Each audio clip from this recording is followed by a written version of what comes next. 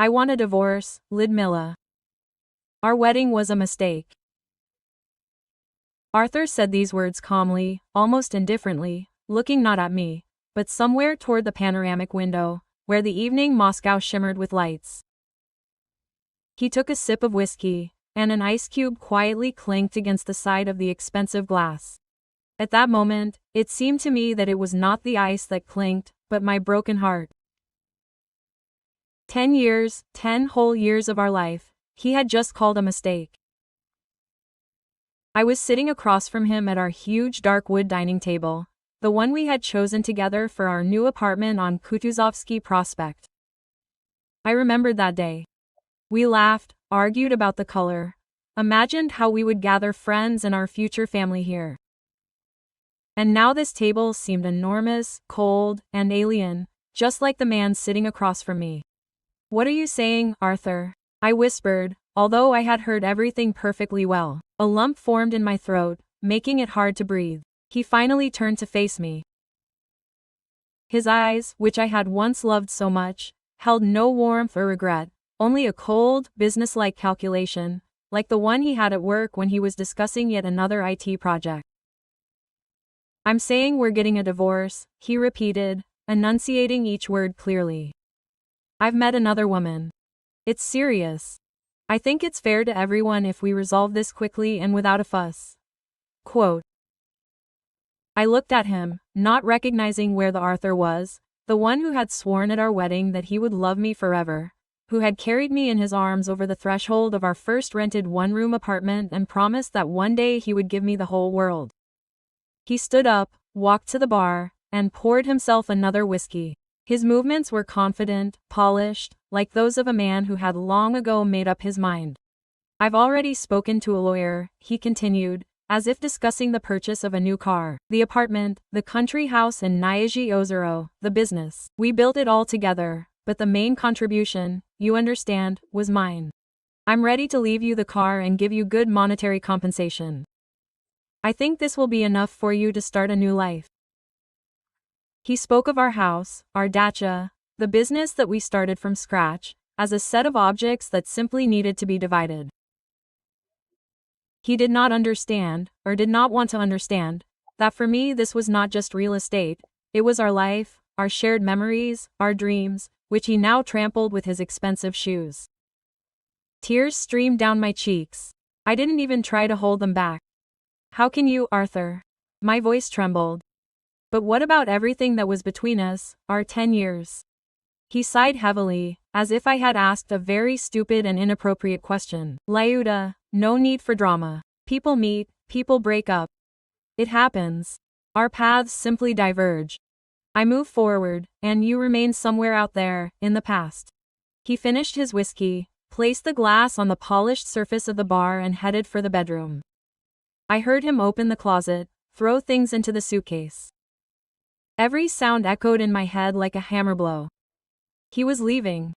Leaving right now, without even giving me a chance to comprehend what was happening. I was left alone in the huge living room among expensive furniture and designer lamps. It all seemed now like a false set for a play about a happy family life that had just ended. And in this play, I played the role of a naive fool who believed in a happy ending until the very end. Sitting on the cold leather sofa, I looked at the phone, hesitating to dial the number. My hands were shaking so much that I could barely touch the screen.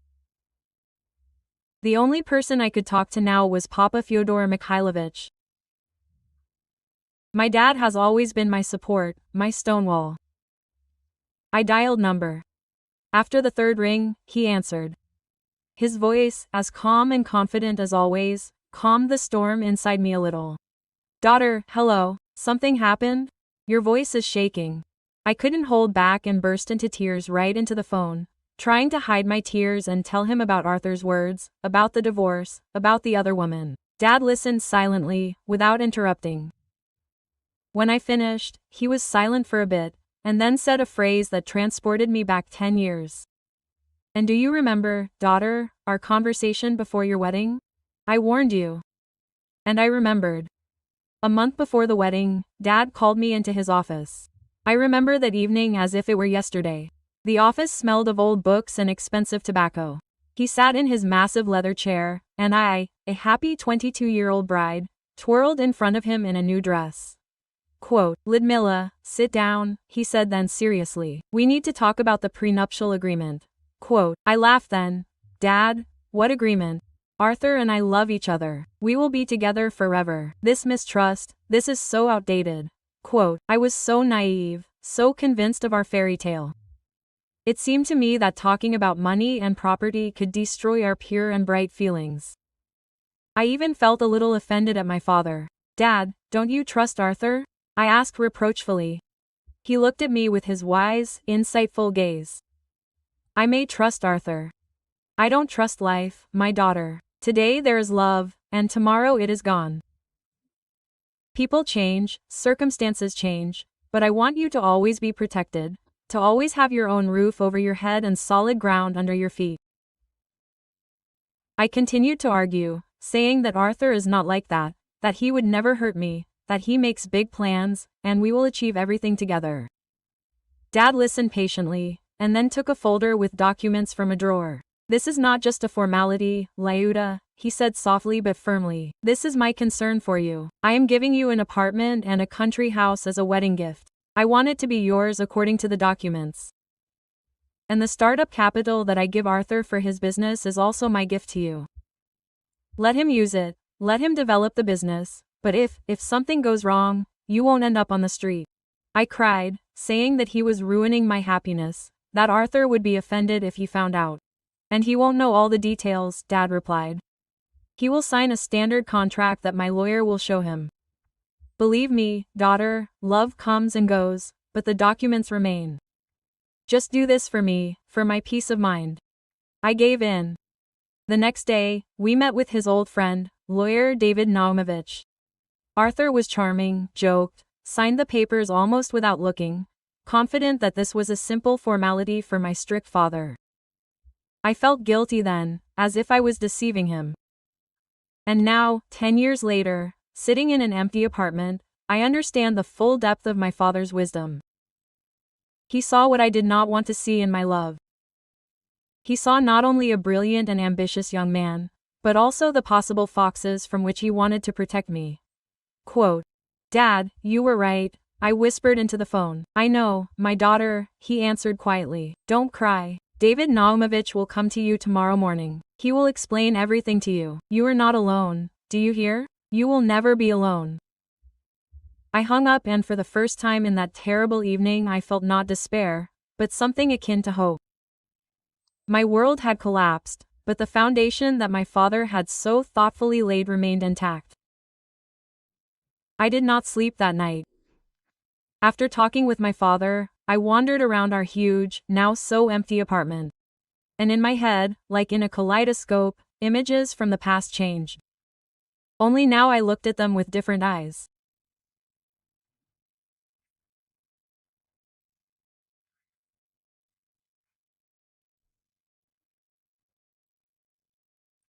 There were no longer the rose-colored glasses of a woman in love.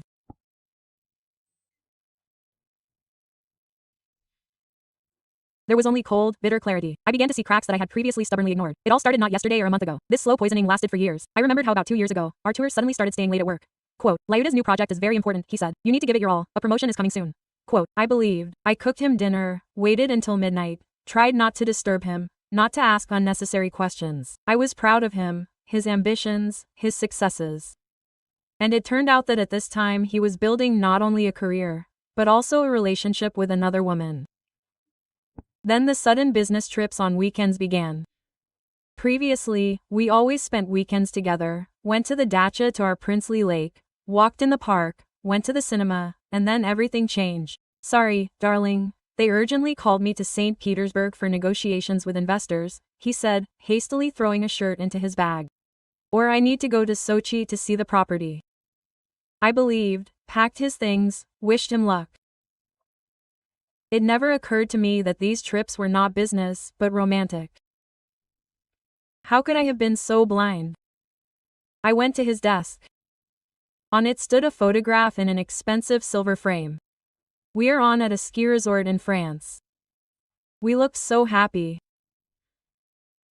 But I remembered that even on that trip, he was constantly texting someone on the phone, saying it was work-related, and I was jealous of his work, not of a specific woman. I opened his desk drawer. Among the papers was a velvet box from an expensive watch. He bought it for himself 6 months ago. You have to live up to your status, he explained. Then they look at the details at meetings. I agreed then, although I thought the money could have been put aside for renovations at the dacha. And now I looked at this box and thought, maybe this wasn't a gift for myself. Maybe it was a gift for her. Quote. I remembered his growing irritation. Any question I asked about our shared finances or future plans caused him to fly into a rage. Layuda, don't burden me with everyday trifles, he said. I'm busy with serious matters, and you're always talking about curtains and tiles. He would pull away, building a wall between us, and I thought it was just fatigue. I even tried to suggest that we start some small business together. Maybe a small coffee shop, like I'd dreamed of. He laughed in my face then. What coffee shop, Layuda? Don't make me laugh. I have an IT empire at stake, and you're with your buns. You'd better take care of the house. You're better at it. He devalued me, my dreams, my life, and I let him do it. I was so afraid of losing him that I was ready to turn into a shadow, into a convenient appendage to his brilliant life. I walked around the apartment, and every object screamed at me about my self-deception. There's the expensive kochimolka that he bought because all our friends had one. There's the huge TV, although I almost never watch it. There's the collection of his expensive ties in the dressing room. Everything in this house was about him, for him. And where was me? I stopped at the mirror in the hallway. A tired 32-year-old woman with dull eyes looked back at me. I no longer recognized the cheerful, hopeful girl I had been 10 years ago. Marriage to Arthur hadn't made me happier. He was slowly erasing me, turning a function into a beautiful interior element. And the worst thing was that I had allowed it myself. His decision to divorce wasn't sudden. He had planned everything long ago. He was simply waiting for the right moment to announce my sentence. Confident that I, broken and dependent, would agree to any of his conditions. But he was wrong. He underestimated me. And he certainly didn't know about my father's foresight. Morning will bring a new battle, and I will be ready for it. Morning greeted me with a gray Moscow sky, but inside, surprisingly, it was calm. A night of tears and bitter memories washed away the remnants of shock, leaving behind only a cold ringing emptiness and firm determination. At exactly 10 a.m., the doorbell rang. David Naumovich, my father's old friend and lawyer, stood on the threshold. He looked exactly the same as he had 10 years ago. A strict suit, thin frame glasses, and an absolutely imperturbable expression. Quote, Lyudmila Fyodorovna, hello, he said, walking into the living room. Fyodor Mikhailovich told me everything. Please accept my condolences on your marriage, but now is not the time for emotions, it's time for business. He sat down at the dining table, in the very place where Arthur had sat yesterday, and took a voluminous folder from his briefcase. The same folder I had seen in my father's office many years ago. He opened it, and documents tied with ribbon lay on the tables. So, let's remember what you signed 10 years ago. His voice was even and methodical. Arthur, as I understand it, is confident that all jointly acquired property will be divided equally, taking into account his main contribution. He is mistaken. David Naumovich put on his glasses and began reading out the points. Every word of his was balm for my wounded soul. Point 1. The apartment on Kutuzovsky Prospect, in which we are now, was acquired before the marriage with your father's funds and registered as a gift in your name. It is not jointly acquired property and is not subject to division. It's completely yours. I exhaled. My home, my beloved home, will remain with me. Item 2. A country house in the village of Nyazy Ozero. Same deal. Purchased with Fyodor Mikhailovich's money and gifted to you. Artur has no rights to it. David Naumovich turned the page. Now the most interesting part. Business. Item 3. The startup capital for your husband's IT company, 20 million rubles, was provided by your father. According to the documents Artur signed, it wasn't a gift, but an interest-free loan issued to you personally. And you, in turn, gave him this money to develop the business. The contract clearly states that in the event of a divorce, this amount is to be immediately returned to the borrower, that is, to you, Lyudmila Fyodorovna. I looked at him, unable to believe it. It turns out that his successful business, his main source of pride, was built with money that he now owes me back. And that's not all, the lawyer continued, a twinkle in his eye. The loan agreement has a clause stipulating that 51% of his company's shares will serve as collateral for the loan. Until the loan is repaid, the controlling interest will belong to you. Silence fell over the room. I slowly realized the extent of my father's foresight. He hadn't simply protected my property, he had given me a weapon. A weapon I hadn't even suspected existed. Arthur, who yesterday condescendingly talked about leaving me his car, actually had nothing but his ambitions and his duty to me. Quote, "What should I do now, David Naumovich?" I asked, and my voice sounded firm for the first time in 24 hours. The lawyer took off his glasses and looked at me. "The most important thing now is your calm. Arthur will come to you to discuss the terms of the divorce. He will be confident in his strength and your powerlessness. Your task is to play along with him. Play the role of a broken, frightened victim. Agree to everything. Let him think that he is in complete control of the situation. The more confident he is in his victory, the more crushing his fall will be." He collected the documents back in the folder. "When he brings you the divorce agreement drawn up by his lawyer to sign, we will schedule a meeting. And at this meeting, a surprise will await him. In the meantime, Lyudmila Fyodorovna, hold on.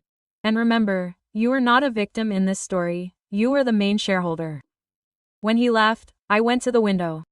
The rain stopped, and the sun peeked out over Moscow. I looked at the city, and tears welled up in my eyes again. But these were already not tears of grief and despair. These were tears of gratitude to my wise, loving father, who 10 years ago saw the future and built me a fortress capable of withstanding any storm. Despair was gone. In its place came a determination as cold as steel. The game had begun, and I no longer intended to lose. Several days passed. These days were filled with a strange, tense silence. Arthur lived in a hotel, occasionally sending short business messages. "I'll pick up the remaining suits on Saturday. The lawyer is preparing the documents. It will all be over soon."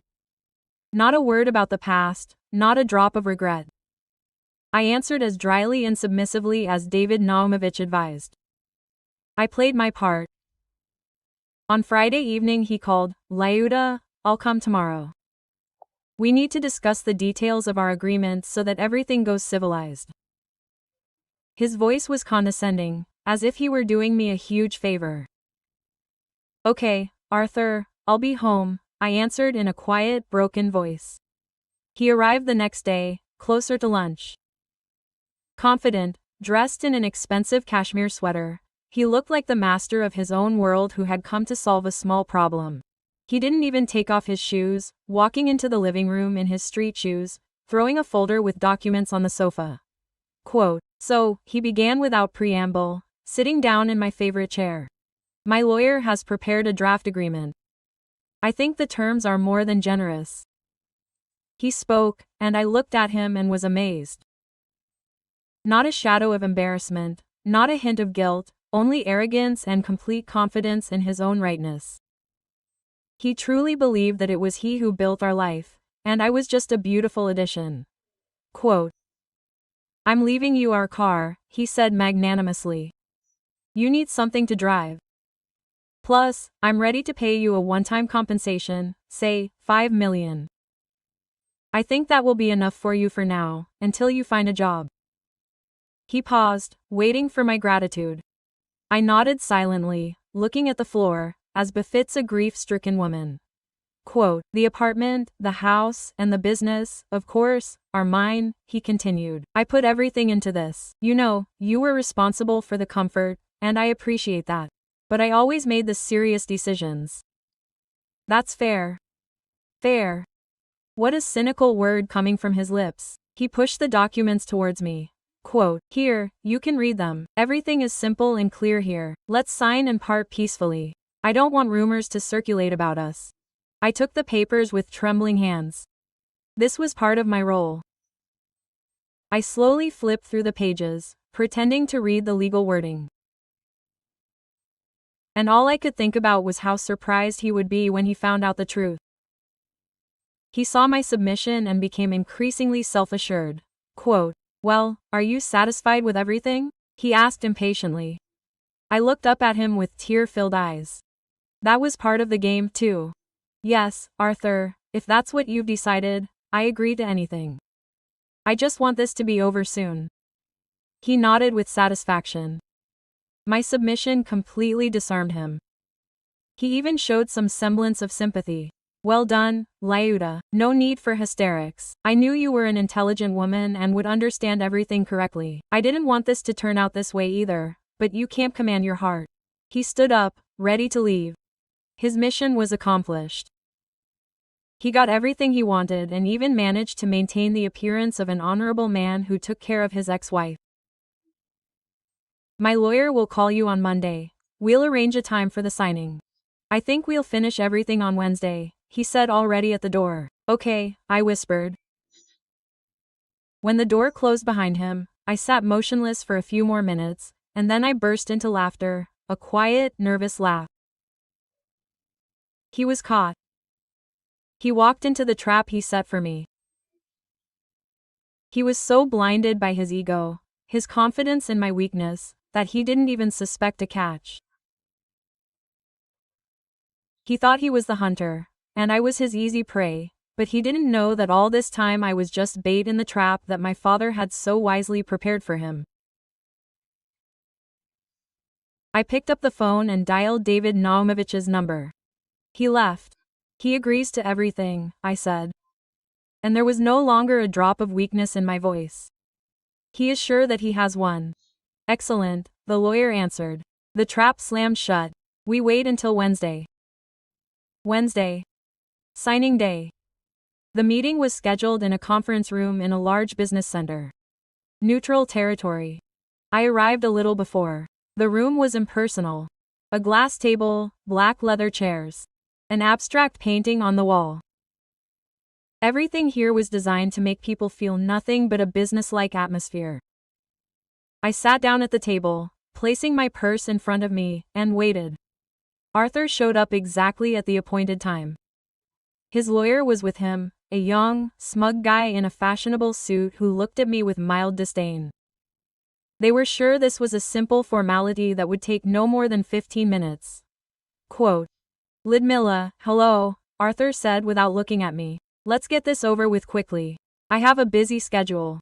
His lawyer laid out the documents on the table. "Here's the agreement. We've made a couple of minor amendments. Your compensation, as agreed, is $5 million. The car will be transferred to you within a week. All other property is transferred to Artur Viktorovich. Everything is clear." He pushed the papers towards me.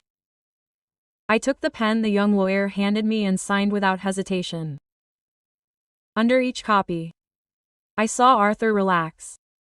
A smug expression appeared on his face. Victory. He got everything he wanted.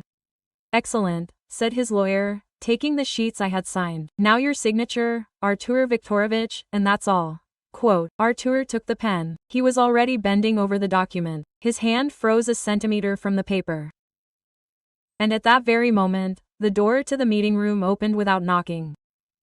My father, Fyodor Mikhailovich, stood on the threshold, and next to him, David Naumovich with his invariable stern briefcase. Artur froze with a pen in his bow. His face lengthened with surprise. He clearly did not expect to see my father here. The smug smile slid from his face, replaced by confusion and irritation. Fyodor Mikhailovich, he rose from the table. What are you doing here? This is our private meeting. My father calmly entered the room. David Naumovich followed him. Dad looked first at Artur, then at me, and in his gaze I saw support.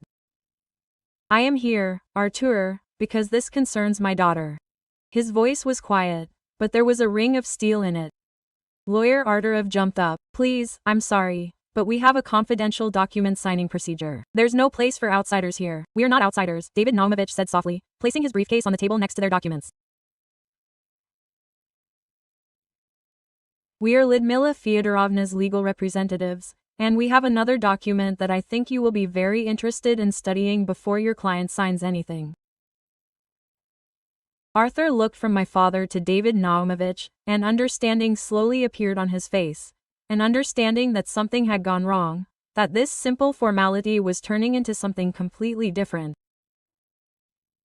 His young lawyer looked from one participant in the scene to the other in confusion, not understanding what was happening. What other document? Arthur asked nervously. We have agreed on everything. Lyudmila agrees to everything. She just signed everything. Oh, we know that she signed it, David Naumovich nodded. Now let's see what you signed 10 years ago. With these words, he opened his briefcase and pulled out the very same folder, tied with tape. The folder containing our prenuptial agreement. The trap that Arthur hadn't noticed had just snapped shut with a deafening click. The atmosphere in the meeting room had reached its breaking point. Arthur looked at the folder in David Naumovich's hands, and his face turned as pale as the paper he was about to sign. His lawyer, still not grasping the gravity of the situation, tried to object. I'm sorry, but any prenuptial agreement can be challenged, especially if it was signed 10 years ago. Not in this case, young man, David Naumovich interrupted, not even deigning to glance at him. He untied the ribbon and carefully laid the documents out on the table. This contract was drawn up by me personally and signed according to all the rules, and it has full legal force.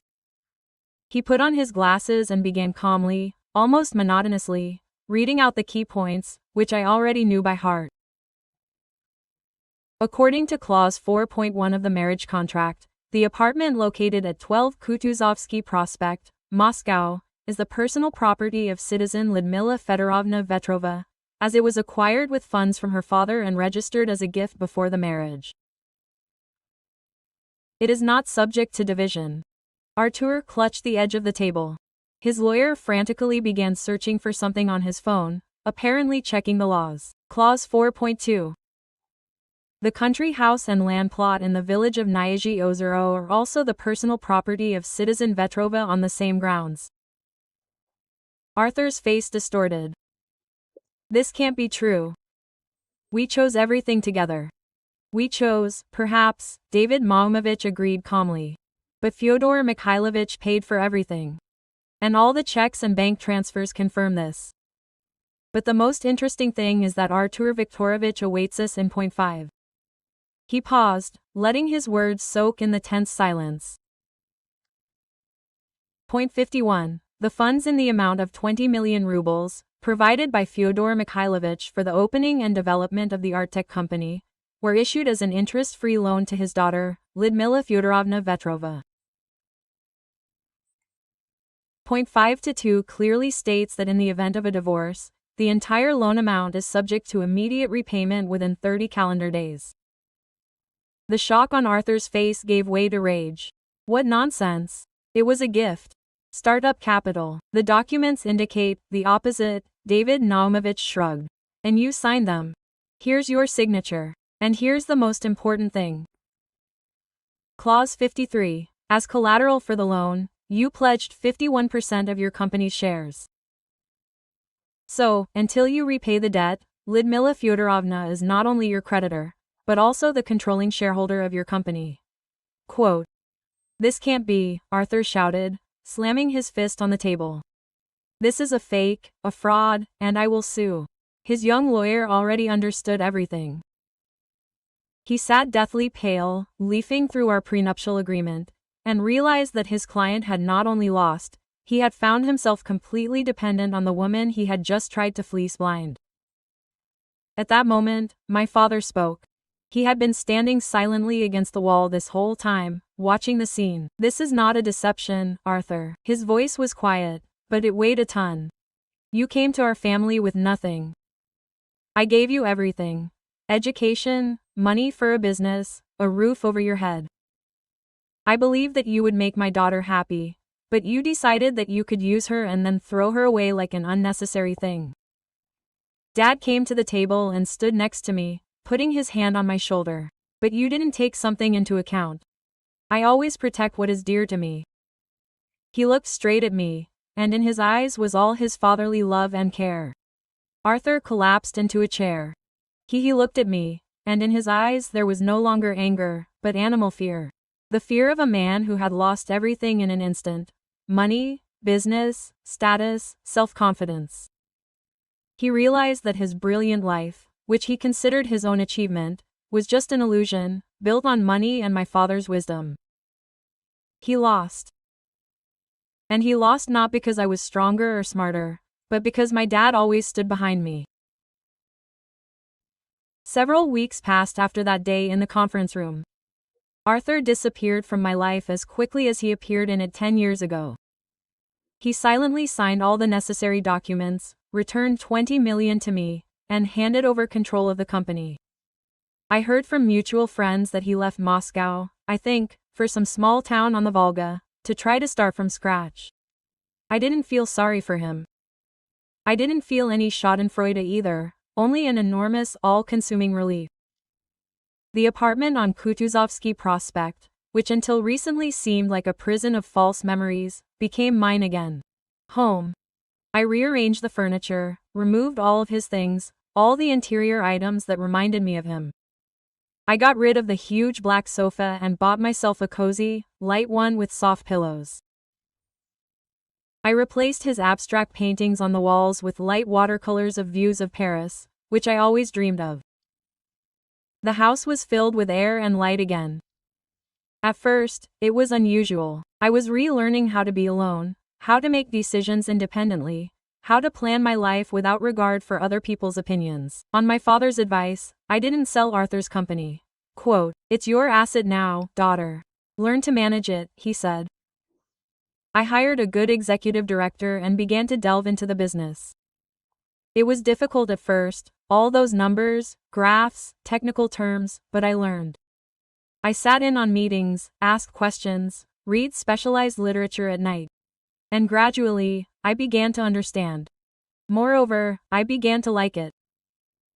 I saw that I could be not just a beautiful addition, but an independent, strong leader.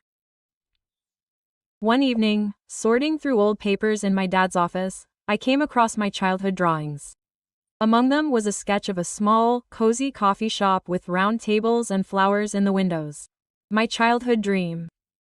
I smiled. The next day I called my dad. "Dad, hi, how are you?" "Everything is fine, dear. How are things at the company? Are you coping?" "I am coping," I answered. "Thank you for everything, for believing in me even when I didn't believe in myself." "I didn't just believe, Lyuda. I knew how strong you were. You just needed to spread your wings." His voice on the phone was warm and loving. "Dad, I've been thinking." I paused, gathering my courage. "I want to sell the country house. I don't need it. And with the money I get, I want to open a small coffee shop, like I dreamed of as a child." There was silence on the other end of the line. For a second, I was afraid that he would start. I tried to dissuade him, saying it was not serious. But then I heard his laughter. A happy, proud laugh. Quote, "I knew it," he exclaimed. "I knew you would remember your dream. Of course, daughter, this is a wonderful idea. I will help you with everything I can." I was standing by the window in my bright, spacious apartment. Moscow was noisy outside. I was living my own life. But I no longer felt small and lost in this huge city. I felt like a part of it. I looked to the future without fear, with hope and excitement. A new life, my own, awaited me. A life in which I would make my own decisions, build my own happiness, and call things by their proper names. And I knew that now everything would work out for me, because I had finally found the most important person in my life, myself.